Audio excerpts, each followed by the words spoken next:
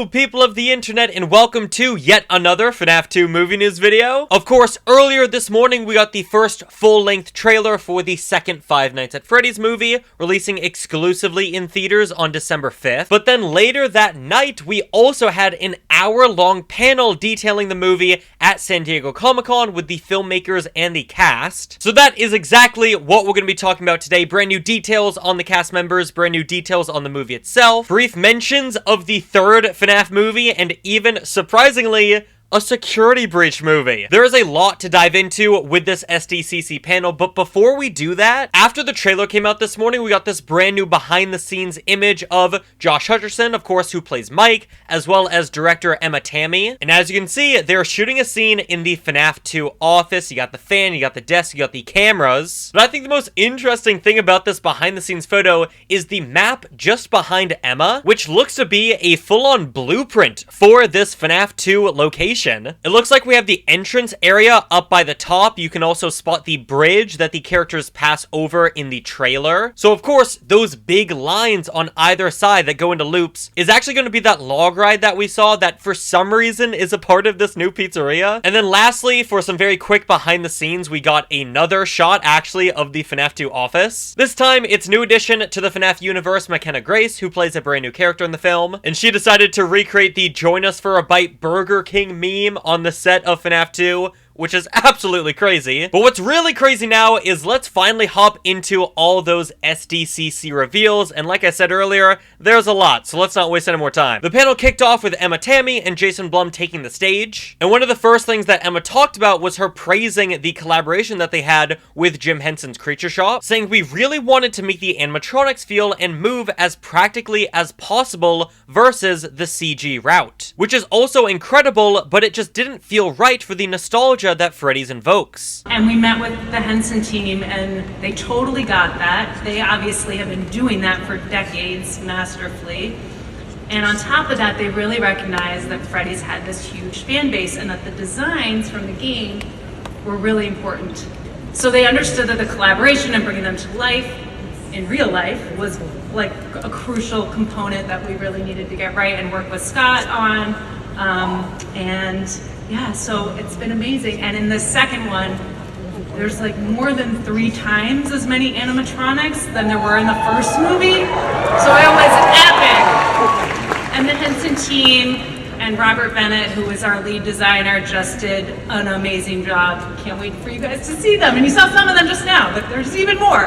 As you just heard as well, Emma confirmed that there's more than 3 times the animatronics in the second film than what we saw in FNaF 1. Even some animatronics that we have yet to see, actually, which kind of makes sense. We've yet to see Main Man Withered Freddy, for example. But much like the FNaF 2 game compared to the FNaF 1 game, FNaF 2 just has so many more characters. The toys, the Wizards, Puppet, Balloon Boy, and who knows what other secret surprise characters they're gonna throw in. But then after that, we saw some cast members take the stage. First up is good old Josh Hutcherson, who of course plays Mike. Then we also had Piper Rubio, who plays Abby, Theodis Crane, who plays Jeremiah, who's returning. And then lastly for now, we had Teo Briones, who is again another brand new member to the FNaF universe. And they actually revealed a bit more about their character. Their name is going to be Alex, and they are going to be the videographer in the Paranormal Activity web show. We saw in the trailer these teens walking around, exploring the abandoned FNaF 2 location. They've got all their filming equipment. So it looks like this group is comprised of a bunch of pretty much ghost hunters, and Teo's character named Alex is going to be the one shooting all the film. We got a bit more info on Crane's character of Jeremiah. He played a very minor role in the first film. He was one of Mike's friends. And his character in FNaF 2 expresses concern over the budding romance between Mike and Vanessa, with Crane saying he's a vibes guy, and the vibes are off. So we were all watching that trailer, kind of gushing over the fact that, oh my gosh, Mike, Vanessa, what a match made in heaven. But at least to Jeremiah, he's not buying it. Maybe he knows something that we don't, maybe he's just not buying it, or maybe he's just not a fan of Schmelly. But then next up for characters, we got a bit more details about Abby being played by Piper Rubio. And as we saw in the trailers, Abby is now very much into robotics. So much so that she's created something for her science fair. And according to Piper, quote,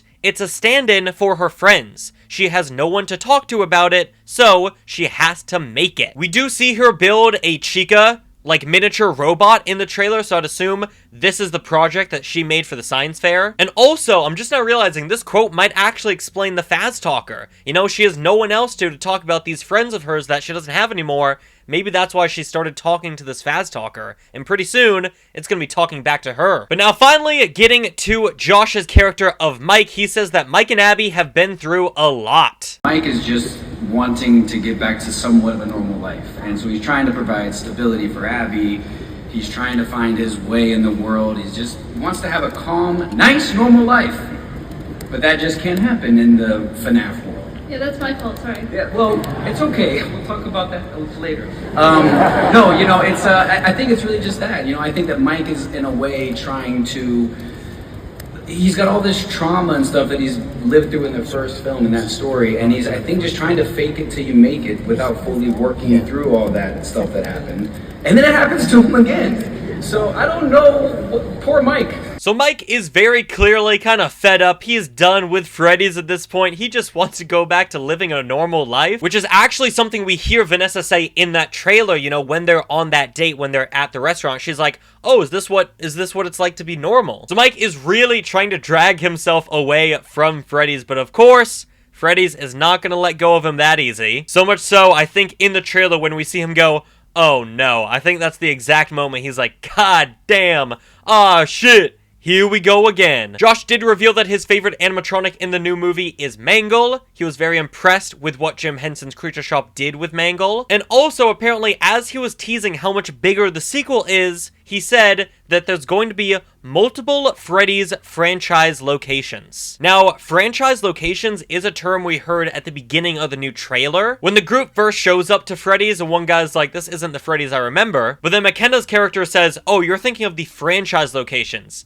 This location is the original one. So there's a few different interpretations for what Josh meant here. Either he simply meant there's 2 restaurants now, because we do know we are going to go back at some point, or at least see the original FNaF 1 pizzeria, because they had to rebuild the facade. It was decorated with FazFest posters. Maybe he just means you're going to see more than 1 Freddy's locations in the movie. Maybe he means there's more restaurants identical to FNaF 1 that has Freddy and the gang.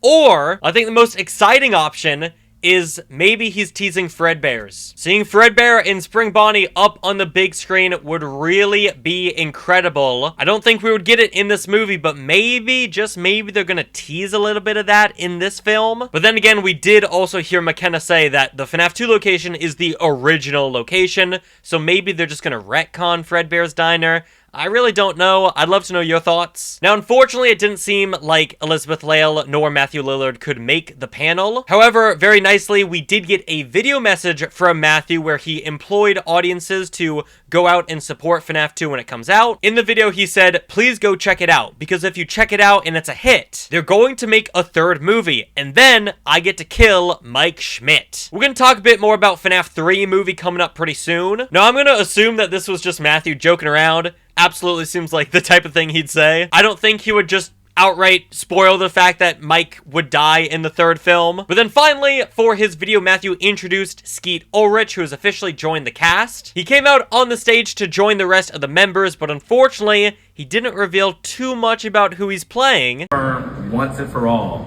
who are you playing in this movie, and how does it feel to be welcomed into the Freddy's universe? I cannot. I wish I could, but I was told I cannot. I will say I play somebody with a very particular and specific past, and somebody who has a deep emotional tie to what's going on. Other than that, I'm not really allowed to say. Even though I think we all know, especially from the brand new description he just gave, he's absolutely going to be Henry. I mean, come on. I play someone with a very particular and specific past, and somebody with a very deep emotional tie-in to what's going on. Absolutely has to be Henry, especially because we now know, confirmed from the new trailer, we are getting Charlie in FNaF 2. We're getting her origin, we're getting likely her death, and possession of the puppet. which is a very Henry-focused plot point. At this point, I feel like they've made it so obvious that he's Henry that I'm really confused why they're trying to save it as a surprise here. But anyways, then they moved on to an open AMA section, where the cast was asked about how much FNaF they've played. Josh Hutcherson said that he tried playing the first game one time, but that he wasn't very good at it, so he stopped playing. Skeet said, I tried to play the game, I had no idea what I was doing, but I'll try again. Jason Blum said that despite their excitement for the first film before it came out, they didn't crack development on FNaF 2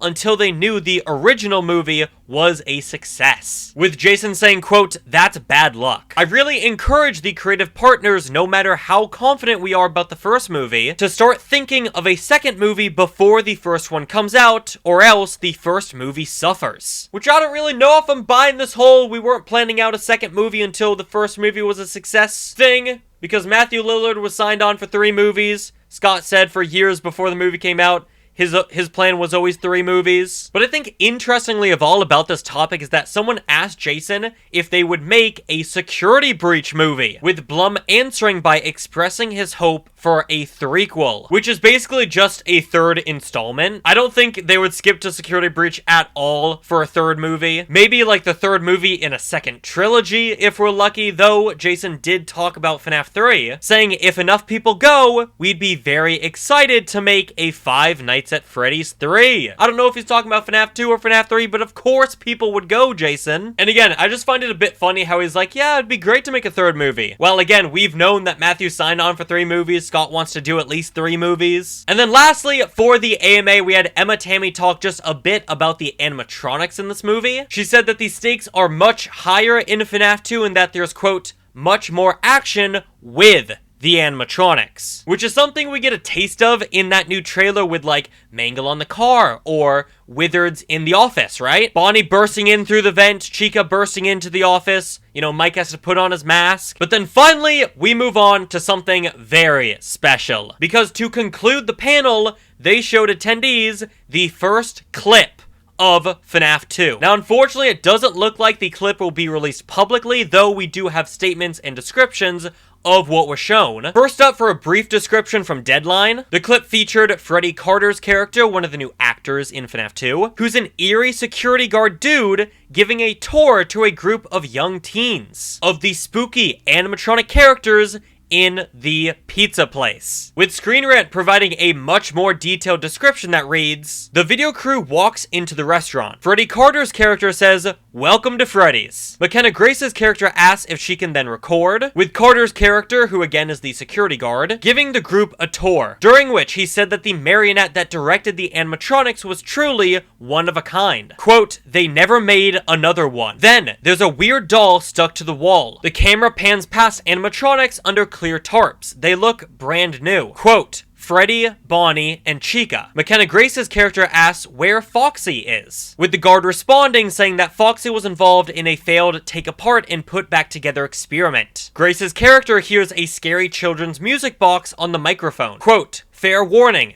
this place will prey on your imagination if you let it, says the security guard. Quote, shall we continue? Ooh, okay, so it looks like the clip that attendees got to see was the paranormal investigator group first entering the FNaF 2 establishment, being guided by the security guard, being played by Freddy Carter, who, I'm just gonna say it, I think might be Jeremy Fitzgerald. I couldn't find if they said Freddy Carter's character name in the clip itself, but I mean, come on.